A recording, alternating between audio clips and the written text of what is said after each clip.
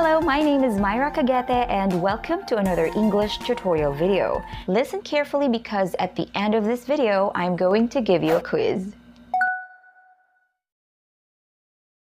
We use this and these to point to people or things that are near the speaker. Ibig sabihin, ginagamit natin yung this at saka these kapag ang tinutukoy natin ay yung mga bagay o mga tao na malapit sa atin.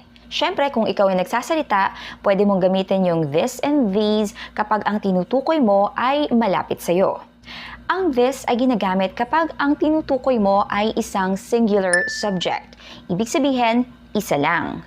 Kapag isang tao lang o isang bagay lang ang tinutukoy mo. This is a pen. Isang pen lang yung hawak ko, malapit siya sa akin. In fact, hawak ko nga siya. So, ganyan yung structure. You can say this, pwedeng this lang yung sasabihin mo, o kaya naman this plus a noun. This pen. This, tapos pen. Yung word na pen ay isang noun. It's a countable noun. Ibig sabihin, nabibilang. This is mine. Or, this pen is mine.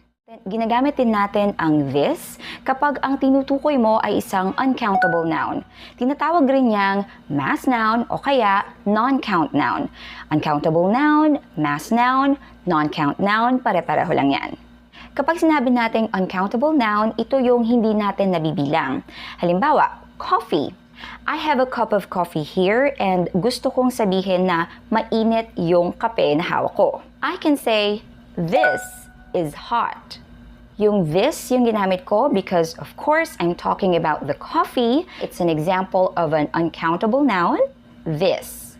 This is hot. Pwedeng this lang yung subject ninyo sa sentence na yan o kaya this tapos noun. Yung word na coffee ay isang noun. So I can say this coffee is hot. Yung these naman ay ginagamit kapag ang tinutukoy mo ay isang plural subject. Ibig sabihin, more than one. Higit sa isa. Two or more. I have 3 pens in my hand. Ibig sabihin, higit sa isa. Of course, dahil tatlo ang mga pens na hawak ko. These are mine. Pwedeng these lang, yan yung subject natin sa sentence na yan. Of course, pag sinabi kong these are mine, obviously, tinutukoy ko yung pens na hawak ko. Pwede rin, these pens are mine. These, tapos, a noun. Yung noun sa sentence na yan is yung pens. I'd like you to pay attention to how you pronounce those two words kasi kadalasan nagkakamali tayo sa pag-pronounce ng dalawang words na yan. You say, this. Pay attention to the TH sound, okay? You say, the. Isa yung voiced sound. So, may konting vibration kailangan. This, tapos short vowel lang yan. Okay, then yung final sound, s. This. These. Be careful with the TH sound. You say, may konting vibration. Tapos, E, long vowel yan. And then yung ending sound niyan, or yung final sound should be z. These. Repeat after me.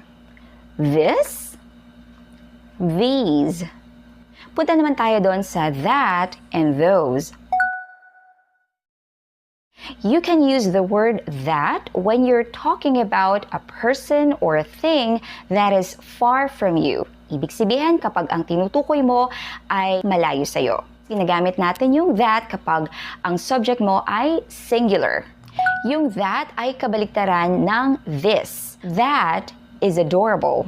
Let's imagine yung pusa ay malayo sa akin. Pwedeng that lang yung subject sa sentence ko. Ibig sabihin, of course, ang tinutukoy ko ay yung pusa na malayo sa akin.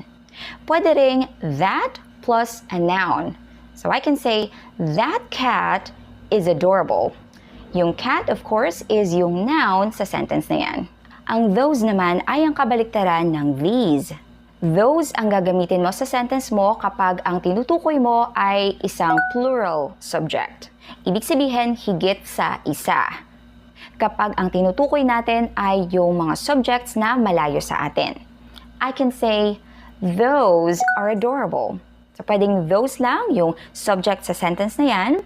Pwede ring those, tapos noun. So, I can say, those cats are adorable. Now, let's start the quiz. Complete the following sentences using this, these, that, or those. Number 1. Look at blank beautiful dress in this magazine. This, these, that, or those.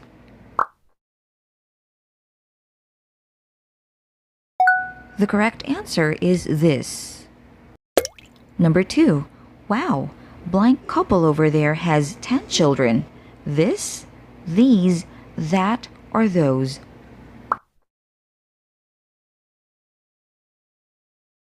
The answer is that. Number 3. Is blank your car being towed outside? This, these, that, or those.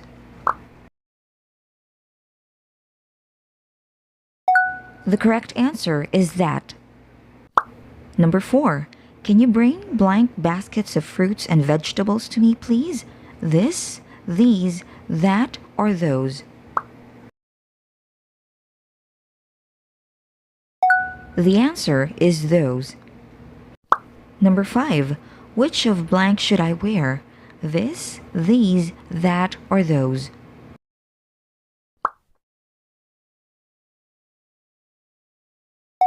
The correct answer is these. Please don't forget to click the like button if you learned something new today, and subscribe to my channel if you haven't subscribed yet. I'll just see you again next time.